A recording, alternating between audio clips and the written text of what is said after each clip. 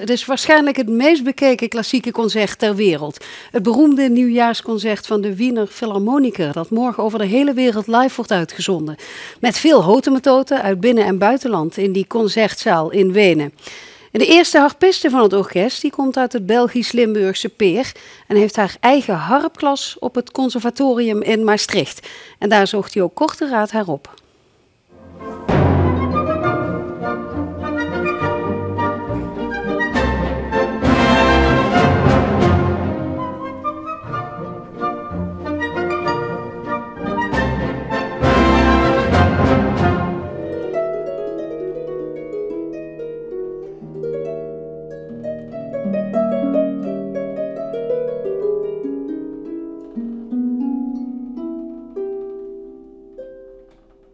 Het is nogal een overgang qua decor, hè? Van Wenen naar dit klasje hier.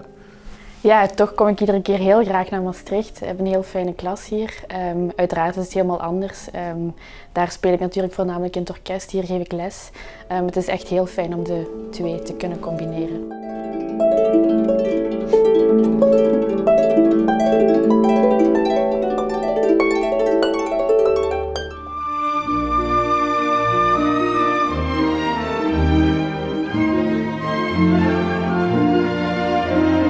Is het op zo'n moment heel spannend of is het heel relaxed om dat concert dan te spelen? In die feestelijke, met toch koninklijke gasten en beroemde mensen in de zaal. Hè? We zijn het wel gewoon natuurlijk om op het podium te staan, eigenlijk dagelijks. Maar toch is het die dag enorm bijzonder, omdat je weet, net op dat moment, om 11 uur of 11:15, zitten er ongeveer zoveel miljoenen mensen. In 40 landen wordt het uitgezonden voor de buis, net op dat moment. Dus er mag ook echt niks misgaan, bij wijze van spreken. Dus iedereen doet zijn best, maar het is echt een heel bijzondere sfeer om dit te doen op 1 januari. Ja. Het orkest speelt uiteraard niet alleen in Wenen, in die prachtige zaal. Jullie maken ook wereldtournees. Ja. Hoe druk is dat?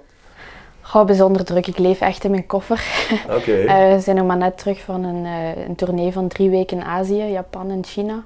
Elk jaar is er ook een Amerika-tournee, tussendoor Europa sowieso. Plus dat we elke dag in de opera spelen, een andere elke dag.